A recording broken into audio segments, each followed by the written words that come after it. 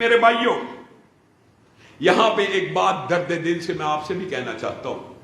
ہم نے منہج کے اعتبار سے تو رسول اللہ صلی اللہ علیہ وسلم کو فرق بین الناس مان لیا کہ رسول اللہ صلی اللہ علیہ وسلم فرق کرنے والے ہیں اور رسول اللہ صلی اللہ علیہ وسلم معیار حق و باطل ہیں اور یہ ہمارا عقیدہ اور ایمان ہے. لیکن عمل میں کوتاہی موجود ہے. وہ کیا؟ رسول اللہ صلی اللہ علیہ وسلم ہماری مسجد کے تو امام ہیں، رسول اللہ صلی اللہ علیہ وسلم منبر کے تو امام ہیں، مسجد کے تو امام ہیں، لیکن رسول اللہ صلی اللہ علیہ وسلم بازار کے امام نہیں ہیں. بازار میں رشوت چلنی چاہیے، بازار میں سود چلنا چاہیے، بازار میں جھوٹ چلنا چاہیے، بازار میں ہم نے رسول اللہ کو ایمان نہیں مانا. میں آپ کی بات کر رہا ہوں، دیوبند اور بریلوی کی بات تو بات کی ہے، جن کو یہ دعویٰ کرتے ہیں کہ ہم منہج سلیم کے اوپر ہیں، ہمارا منہج سیدھا اور سچا ہے. اور یہ حقیقت بات ہے کہ زمین کی پشت کے اوپر، آسمان کی چھت کے نیچے اگر رسول اللہ کی صفت فرق بین الناس کسی نے مانی ہے تو وہ آپ لوگ ہی ہیں، اور آپ ہی کو یہ خوش نصیب ہیں آپ لوگ. لیکن عمل میں کوتاہی کیسی ہے؟ رسول اللہ صلی اللہ علیہ وسلم جی مسجد کے امام ہیں، لیکن رسول اللہ سیاست کے امام نہیں ہیں، رسول اللہ ریاست کے امام نہیں ہیں، رسول اللہ عدالت کے امام نہیں ہیں، رسول اللہ بازار کے امام نہیں ہیں. اور جاؤ، تمہیں کس نے یہ سبق پڑھایا مسجد کے اندر ساری رات سجدے کرتے رہو، اعتکاف کرتے رہو، خانہ کعبہ میں زندگی گزار لو، سجدے کرو، روزے رکھو، پانی پیو، زمزم سے نہاؤ، کسی دنیا کے کفر کو کوئی فرق نہیں پڑے گا. جاؤ، آپ نے دیکھا نہیں کچھ جماعتیں جو صرف اعمال کی بات کرتی ہیں، ان کے خلاف کوئی بھی نہیں ہے اور ہونا بھی نہیں چاہیے. فرق کیا پڑ رہا ہے؟ مسجدوں میں سجدہ کرنے سے تو اپنی جنت کما رہا ہے، ٹھیک ہے، تو نے رسول اللہ صلی اللہ علیہ وسلم کے دین کو صرف مسجد تک محدود رکھا، تجھ سے کسی کو کیا خطرہ ہے؟ لیکن جب یہی دین آپ بازار میں لے کے جائیں گے، معاملات میں لے کے جائیں گے، معاشرت میں لے کے جائیں گے، سیاست میں لے کے جائیں گے، عدالت میں لے کے جائیں گے، پورا عالم کفر آپ کے خلاف کھڑے ہو جائے گا، پورے ملک آپ کے خلاف کھڑے ہو جائیں گے کہ رسول اللہ کا دین مسجد سے نکل کے معاشرے کے اوپر غالب آ جائے. یہ بات ہمیں قبول و منظور نہیں ہے. تو پھر سوچئے ہم کس خواب غفلت میں ہیں. ہم نے اور نکل کر خانقاہوں سے ادا کر رسم شبیری، نکل کر خانقاہوں سے ادا کر رسم شبیری، اور تم نے مولوی کو صرف منبر رسول کا وارث مان لیا. اور عجیب بات ہے، یہ بھی مغالطہ آج اپنے ذہن سے، دماغ سے مٹا دو ہمیشہ کے لیے. رسول اللہ صلی اللہ علیہ وسلم نے کہا تھا بنی اسرائیل کی سیاست ان کے نبی ایسے کیا کرتے تھے کہ ایک نبی جاتا تھا تو دوسرا نبی وارث بن کے آ جاتا تھا. میری امت میں نبی نہیں آئیں گے، میرے بعد نبی نہیں آئیں گے، جب میں دنیا سے چلا جاؤں گا میرے بعد نبی نہیں آئیں گے، لیکن علماء آئیں گے جو میرے وارث ہوں گے. جو میرے کس چیز کے وارث؟ صرف منبر رسول کے وارث، یا تخت رسول کے وارث بھی، یا خلافت رسول کے وارث بھی، یا عدالت رسول کے وارث بھی، یا سیاست رسول کے وارث بھی. آج لوگ کہتے ہیں مولوی مسجد میں سیاسی گفتگو کر رہا ہے. سیاسی گفتگو کسے کرنی چاہیے؟ چور کو، لٹیرے کو، جگیردار کو، وڈیرے کو. رسول اللہ صلی اللہ علیہ وسلم کا وارث جو ہے وہ صرف رسول اللہ کے منبر کا وارث تو ہے، تخت رسول کا وارث. اور دکھ ہوتا ہے آپ نے اسلامی ریاستوں میں تخت رسول کا وارث اس شخص تک کو بنا دیا. میں کسی کا نام نہیں لیتا، لیکن اگر کوئی شرابی بھی ہو، آپ کے ضمیر پہ کوئی فرق نہیں کہ تخت رسول پہ کون بیٹھا ہے؟ شرابی بیٹھا ہے، زانی بیٹھا ہے، بدکار بیٹھا ہے. آپ کے صحت کے اوپر کوئی اثر نہیں پڑتا. آپ کیا منبر رسول کے اوپر کسی شرابی، چور، لٹیرے اور زانی کو برداشت کر سکتے ہیں؟ اگر منبر رسول کے اوپر کوئی چور، زانی، لٹیرا، شرابی آپ کو گوارا نہیں ہے تو تخت رسول کے اوپر گوارا کیوں ہے؟ مجھے بتائیے، اس بات کا جواب دیجئے. کیوں ہے؟ کیونکہ آپ کے ذہنوں میں یہ بات ڈال دی گئی مولوی کا کام سیاست نہیں ہے، علماء کا کام سیاست نہیں ہے. سیاست کس کا کام ہے؟ سیاست جی چوروں کا کام ہے، سیاست جی لٹیروں کا کام ہے، سیاست جی وڈیروں کا کام ہے. آپ مجھے بتائیے رسول اللہ صلی اللہ علیہ وسلم جب دنیا سے چلے گئے، رسول اللہ صلی اللہ علیہ وسلم نے مصلی کا امام کس کو بنایا تھا؟ مصلی کا امام کس کو بنایا؟ حضرت ابو بکر کو. سب کو پتا ہے؟ صرف مصلی کا امام بنایا تھا؟ ایمانداری سے بتائیے. حضرت ابو بکر کیا صرف ممبر رسول یا مصلی رسول کے امام تھے کہ ریاست کے امام بھی تھے، خلافت کے امام بھی تھے، سیاست کے امام بھی تھے، عدالت کے امام بھی تھے؟ تھے نا. ابو بکر مصلی کا بھی امام، سیاست کا بھی امام، ریاست کا بھی امام. عمر مصلی کا بھی امام، ریاست کا امام، سیاست کا امام. عثمان مصلی کا امام، ریاست کا امام، سیاست کا امام. علی مصلی کا امام، ریاست کا امام، سیاست کا امام. گویا رسول اللہ صلی اللہ علیہ وسلم کے منہج سے یہ بات ثابت ہوتی ہے کہ اسلامی ریاست کا جو تخت ہے وہ بھی اتنا ناپاک اور پلید نہیں ہے کہ جس کے اوپر جو مرضی چور لٹیرا اور وڈیرا آ کے بیٹھ جائے، بلکہ اس کی کم از کم شرط کیا ہے؟ وہ 5 وقت مسلمانوں کی جماعت کرانے کی اہلیت رکھتا ہو، کم از کم خطبہ جمعہ دینے کی اہلیت رکھتا ہو. ہم نے مغلوں کے خلاف بڑی کتابیں پڑھی، ہم برے صغیر میں ظاہر ہے ہندو مورخ زیادہ تھے، انہوں نے مغلوں کے خلاف بہت زیادہ پروپیگنڈا بھی کیا مغل بادشاہوں، لیکن وہ بھی یہ کہنے کے اوپر مجبور ہو گئے جیسے بھی تھے. جب فجر کی نماز ہوتی تھی تو خود جماعت کرایا کرتے تھے، جب جمعے کی اذان ہوتی تھی تو خود خطبہ دیا کرتے تھے.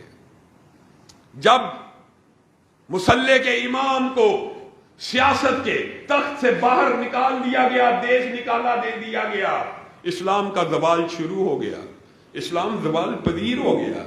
آج سیکولر اور لبرل پارٹیز چاہتی کیا ہے؟ مولوی جی سیاست میں کیوں آ رہا ہے؟ مولوی جی کرسی کے لیے الیکشن لڑ رہا ہے، مولوی جی کرسی کے لیے الیکشن لڑ رہا ہے.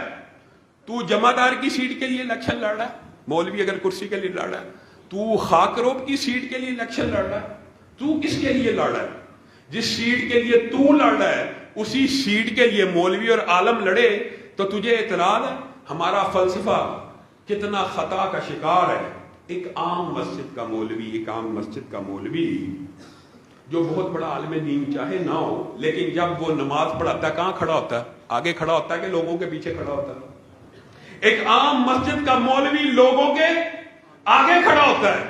اور تم چاہتے ہو، لبرل اور سیکولر لوگ چاہتے ہیں جو عالم دین ہو، جو دین کا طالب علم ہو حقیقی، وہ ان کے پیچھے چلے. علماء رسول اللہ کے ممبر کے وارث نہیں ہیں، ان کی سیاست کے بھی وارث ہیں، ان کے تخت کے بھی وارث ہیں. علماء رہنما بننے کے لیے آئے، مقتدا اور رہبر بننے کے لیے آئے. یہ 2 ٹکے کے سیاست دانوں کے چاپلوس اور نوکر اور چاکر بننے کے لیے نہیں آئے. لیکن ان کو بنائے گا کون؟ ان کو رہنما، ان کو رہبر، ان کو پیشوا، ان کو مقتدا کون بنائے گا؟ میرے بھائیوں یاد رکھنا، یاد رکھنا، تم نے یہ ٹرانسجنڈر بل پاس ہو گیا، تم میں سے کسی ایک نے بھی، علماء بیٹھے ہیں، بعد میں جاؤ گجرانوالہ علماء کے شہر میں بیٹھے ہو، کسی بھی محدث سے فتویٰ لے لینا. یہ جو بل پاس ہوا ہے، جس نے پی ٹی آئی کو ووٹ ڈالا، جس نے نون لیگ کو ووٹ ڈالا ہے، کیا وہ اس بل کی منظوری کے جرم میں شامل ہے کہ نہیں؟ کیوں اپنے نامہ اعمال کو باری کر رہے ہو؟ کیوں اپنے نامہ اعمال کو باری کر رہے ہو؟ اپنے انسان کے گناہ اس قدر زیادہ ہوتے ہیں کہ انسان قیامت کے دن انہیں اٹھانے کی طاقت نہیں رکھے گا. تو تم چاہتے ہو کہ تم لوگوں کے گناہ کے ملبے بھی اپنے سر کے اوپر اٹھاتے ہوئے چلے جاؤ، اور نوٹ بھی دیتے ہو، سپورٹ بھی دیتے ہو، ووٹ بھی دیتے ہو، پھر وقت آ جائے تو تم سے ہاتھ ملانے کے لیے تیار نہیں ہوتے. کیا کرنا چاہیے؟ یہ بات بھی سمجھ لو. ہمیں کیا کرنا چاہیے؟ ہمارا کیا لاہے عمل ہونا چاہیے؟ ہم کیا کر سکتے ہیں؟ لوگ بڑی باتیں کرتے ہیں کہ جناب ان کو بھی کرسی کا شوق پڑا ہے اس لیے یہ دینی اور مذہبی سیاست کر رہے ہیں. اور میرے بھائیوں یہ فلسفہ باطل بھی سمجھ لو. دینی اور مذہبی سیاست اس وطن کے اندر سیٹ حاصل کرنے کے لیے سب سے مشکل راستہ ہے، سب سے مشکل راستہ ہے. بتائیے جماعت اسلامی کو ووٹ پڑتا ہے؟ خدمت کو آپ نے لاکھوں کروڑوں روپیہ دے دیا، لیکن جب جماعت اسلامی کا امیدوار کھڑا ہوتا ہے تو اس کو ووٹ نہیں ڈلتا. اسلامی جو سیاست ہوتی ہے وہ مشکل ہوتی ہے کہ آسان ہوتی ہے؟ مشکل ہوتی ہے. دینی سیاست یا مذہبی جماعتوں کی سیاست سے کرسی حاصل کرنا آسان ہے کہ مشکل ہے؟ مشکل ہے، لیکن چونکہ یہ ہمارے منہج سے مطابقت رکھتا ہے تو کیا ہم اپنے منہج کو چھوڑ کر لبرل اور سیکولر پارٹی جن سے کرسی لینا آسان ہوتا ہے کہ مشکل ہوتا ہے؟ بہت آسان ہوتا ہے۔ کسی لیڈر کی نوکری کی جائے، چاپلوسی کی جائے، چاکری کی جائے، اس کے چند نعرے لگا دیے جائے، کرسی آپ کے گھر میں آ جاتی ہے۔ کرسی حاصل کرنا مقصد ہو تو لبرل اور سیکولر پارٹیز کا رستہ آسان ہے۔ یہ میں ان لوگوں کے اعتراض کا جواب دے رہا ہوں جو بعد ایسے چھوٹی کوتا فکر کم عقل ایسی بات کرتے ہیں، جی یہ دینی سیاست اب انہوں نے شروع کیا دین کی اسلام کے نام پہ، دفاع اسلام و پاکستان، نام بھی ایسا ہے جس کی ویسے مخالفت کریں گے تو لوگ کہیں گے یار کم عقل ہو، اسلام کا دفاع ہو رہا ہے، پاکستان کا دفاع ہو رہا ہے، اور بڑی ضرورت تو ہم دیں گے لہو کا تیل چراغوں کو جلانے کے لیے، دفاع اسلام بھی کریں گے اور پاکستان کی سرحدوں کا دفاع بھی کریں گے نا انشاءاللہ۔ یہ لوگ کہتے ہیں، میں ان کا جواب دے رہا ہوں، یہ جی کرسی کے لیے، اور بھائی کرسی کے لیے تو پھر پی ٹی آئی اور نون لیگ کی سیاست زیادہ آسان ہے۔ لبرل اور سیکولر لوگوں کے نعرے اور جھنڈے اٹھا لو۔ اگر آپ چاہتے ہیں کہ ہم جیسے لوگ بھی علامہ شہید کے بیٹے بھی نواز شریف زندہ باد یا عمران خان زندہ باد کے نعرے لگا کر کرسی حاصل کر لیں تو بتائیے پھر ہم اہل حدیثوں کے لیڈر ہیں، پھر ہم نون لیگ کے لیڈر ہیں، پھر ہم پی ٹی آئی کے لیڈر ہیں۔ دکھ اور افسوس کی بات یہ ہے، دکھ اور افسوس کی بات، 75 برس گزر گئے پاکستان کو بنے ہوئے، 75 برس، اور آپ سے دل کی بات اس لیے کر رہا ہوں کہ آپ اس وقت اہل حدیث اور اہل توحید بیٹھے ہیں، جو بندی اور بریلویوں سے بات کی ہے، آپ اپنا بتائیے، 75 برس گزر گئے ہیں، آپ نے پورے پاکستان کے اندر جن لوگوں کا دعویٰ ہے کہ ہماری پارٹی بھی سیاسی پارٹی ہے، یہ ہو گیا، وہ 75 سال سے پاکستان کے اندر اہل حدیث کی بنیاد کے اوپر آپ نے ایک بھی قومی اسمبلی کا حلقہ بنایا ہے؟ آپ آج بھی ایک بھی قومی اسمبلی کا حلقہ اہل حدیث بنیاد پہ جیت سکتے ہیں؟ نہیں جیت سکتے۔ ایم پی اے کا جیت سکتے ہیں؟ نہیں جیت سکتے۔ اور دکھ کی بات یہ ہے 75 برسوں میں آپ نے ایک یونین کونسل بھی تیار نہیں کی اہل حدیث مسلک کی بنیاد کے اوپر جہاں سے آپ الیکشن جیت سکے۔ ویسے دعویٰ اور نعرے کے ہم کتنے ہیں جی؟ اہل حدیث ملک میں کتنے ہیں جی؟ 2.5 کروڑ کم از کم افراد ملک میں اہل حدیث ہیں، اور ملک کے اندر ایک ایم این اے کی سیٹ اپنے مسلک کی بنیاد کے اوپر، ایک ایم پی اے کی سیٹ اپنے مسلک کی بنیاد کے اوپر، ایک یونین کونسل کی سیٹ اپنے مسلک کی بنیاد کے اوپر نہیں ہے۔ 2.5 کروڑ ہے، 2.5 کروڑ۔ یہ 2.5 کروڑ کہاں ہے جی؟ کہاں ہے جی؟ جماعت میں تو نہیں ہے، ایمانداری سے آپ کو بتا رہا ہوں، جماعتوں میں تو نہیں ہے۔ کہاں ہے؟ نون لیگ میں، پی ٹی آئی میں، پیپلز پارٹی میں۔ آپ جن کا دعویٰ ہے کہ ہم منہج سلیم والے ہیں، محمد فرق بین الناس والے ہیں، آپ کا 2.5 کروڑ کا حصہ بھی نون لیگ میں اور پی ٹی آئی میں ہے۔ جماعتوں کے ساتھ کتنے ہیں؟ بڑی سے بڑی جماعت کے ساتھ بھی وابستگان کی تعداد کوئی لاکھوں میں نہیں ہے۔ تحریک دفاع اسلام و پاکستان ان جماعتوں کو توڑنے کے لیے نہیں بنی، بلکہ ان جماعتوں میں ان 2.5 کروڑ افراد میں ایک بیداری اور حریت کی تحریک پیدا کرنے کے لیے بنی ہے کہ آئیے اب آپ کا بھی ایک سیاسی پلیٹ فارم ہے، آئیے آپ نے جد و جہد کرنی ہے۔ اگر آپ حلقہ جاتی سیاست کرنا چاہتے ہیں، یونین کونسلز بنانا چاہتے ہیں، ایم پی اے کی سیٹیں بنانا چاہتے ہیں، ایم این اے کے لیے محنت کرنا چاہتے ہیں، آپ کے لیے ایک سیاسی وسیع و عریض پلیٹ فارم موجود ہے جس کے اندر دیوبند بھی، بریلوی بھی آپ کا ساتھ دینے کے لیے تیار ہیں۔ یہ 2.5 کروڑ افراد کو نون لیگ سے نکالنا اور پی ٹی آئی سے نکالنا جرم ہے؟ بتائیے۔ ہمارے اوپر الزام لگایا جاتا ہے یہ جماعت توڑنے ہیں۔ میں آپ کو ایمانداری سے یہ بات بتلا رہا ہوں، ابھی 2 ماہ کے اندر جو 13,000 کارکنان تحریک دفاع اسلام کی رکنیت حاصل کر چکے ہیں، ان میں سے 10,000 سے زائد افراد ایسے ہیں جو آج تک کسی بھی مذہبی جماعت کا حصہ بھی نہیں تھے، لکھا ہوا فارم کے اوپر، کسی بھی مذہبی جماعت کا حصہ نہیں۔ وہ جماعت میں آئیں، وہ اسلامی تحریکوں کے ساتھ جڑیں تو جماعت کو فائدہ ہے کہ نقصان ہے؟ یعنی وہ افراد یا تو 2.5 کروڑ آپ کے ساتھ ہوں تو ہم ان کو توڑیں، جب پورے کے پورے 2.5 کروڑ ان میں سے کوئی بندہ 1 لاکھ شاید آپ کے ساتھ ہو، میں یہ نہیں کہتا، میں کسی کو تان و تشنیع نہیں دیتا، اور میرے لیے مرکزی جمعیت بھی، عالمی بھی، جماعت الدعوہ بھی، اہل حدیث کی جتنی بھی جماعتیں میرے لیے محترم ہیں، اور میں تو دیگر مسالک کے ساتھ اتحاد کی مشترکات کے اوپر بات کرتا ہوں، تو اہل حدیث کے ساتھ میں نے کیوں اختلاف کرنا ہے؟ ہم جمع کرنے والے ہیں، ہم تقسیم کرنے والے نہیں ہیں، ہم لوگوں کو جماعتوں میں لانے والے ہیں، ہم لوگوں کو ایک قوت اور طاقت بنانے کے لیے جدوجہد کر رہے ہیں کہ اگر بکھرے ہوئے ذرات ہو تو مل جاؤ کہ صحرا نظر آئے، بکھرے ہوئے قطرات ہو تو مل جاؤ کہ دریا نظر آئے، آندھی بن کے نکلو، طوفان بن کے چھا جاؤ، تمہاری ملک کے اندر سیٹیں ہوں تب بھی اور سیٹیں نہ ہوں تب بھی یہ بات بھی یاد رکھیے گا، سیٹ ہونا بھی کام کرنے کے لیے ضروری نہیں ہوتا۔ یہ بھی فلسفہ باطل ہے کہ جی سیٹ کے لیے، کیا آپ بتائیے آپ کو اور مجھے دفاع صحابہ کے لیے کسی سیٹ کی ضرورت ہے؟ ہم دفاع صحابہ کرنے کے لیے بغیر سیٹ تیار ہے نا؟ ہمیں حرمت رسول کا دفاع کرنے کے لیے کسی سیٹ کی ضرورت ہے؟ ہم اس کے بغیر بھی دفاع کرنے کے لیے تیار ہے نا؟ اب مجھے آپ نے ایک میرے سے وعدہ کرنا ہے، اگر آپ کو خلاف اسلام کبھی بھی کسی آئین کے، کسی قانون کے خلاف احتجاج کی کال دی جائے گی تو آپ جی ٹی روڈ کو بند کرنے کے لیے تیار ہیں انشاءاللہ؟ یہ ٹرانسجینڈر ایکٹ کے حوالے سے اللہ کے فضل و کرم سے آج ہمارے وکیل کی پٹیشن کے اوپر، سینیٹر مشتاق کے وکیل کے دلائل کے اوپر یہ آپ کے لیے خوشخبری ہے۔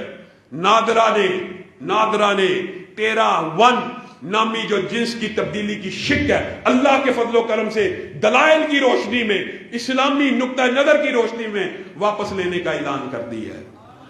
ہمارے وکیل عبد الرحمان بھائی اللہ تعالیٰ ان کو جزائے خیر دے، لیکن یہ کام کیسے ہوگا؟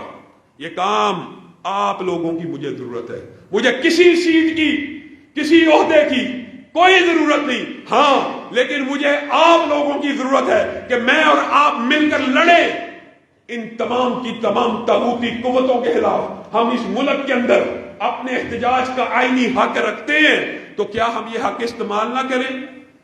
مجھے بتائیے، عورت مارچ کے مہینے میں آنے والا ہے، آپ سب کو میں ابھی سے دعوت دیتا ہوں، اس مارچ کو، اس پلید مارچ کو، اس گندے مارچ کو انشاءاللہ ہم پاکستان میں برداشت کر سکتے ہیں؟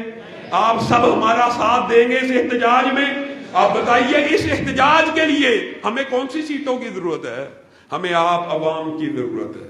اے خاک نشینوں اٹھ بیٹھو، وہ وقت قریب آ پہنچا ہے جب تاج اچھالے جائیں گے، جب تخت گرائے جائیں گے۔ اور میں آپ کو ایک بات بتلاؤں، علامہ شہید اسی لیے کہا کرتے تھے، ناقدو وقت کی رفتار بدلنے کے لیے میں نے مجبور زبانوں کو نوا بخشی ہے، کچھ کلاہوں کی رعونت کا اڑایا ہے مداد، میں نے تاریخ کے چہرے کو ضیا بخشی ہے۔ اللہ کے فضل و کرم سے یہ علماء جس ممبر کے وارث ہیں، یہ ممبر رسول ہے، اور ہم ممبر رسول کے سامنے قومی اسمبلی کی 400 سیٹوں کو، سینٹ کی 100 سیٹوں کو اپنی جوتی کی نوک کے برابر بھی نہیں سمجھتے۔ کیا حسن نے سمجھا ہے، کیا عشق نے جانا ہے، ہم خاک نشینوں کی ٹھوکر میں زمانہ ہے۔ مجھے بتائیے، تحریک دفاع اسلام و پاکستان کا ساتھ دینے کے لیے تیار ہیں؟ اس کی رکن بننے کے لیے تیار ہیں؟ اس منہج اور نظریے سے آپ متفق ہیں؟ انشاءاللہ پھر ٹوٹ گرے گی زنجیریں اور زندانوں کی خیر نہیں، یہ دریا جھوم کے اٹھے ہیں، تنکوں سے نہ ٹالے جائیں گے۔ وآخر دعوانا ان الحمدللہ رب العالمین، سبحان ربک رب العزت عما یصفون وسلام علی المرسلین والحمدللہ۔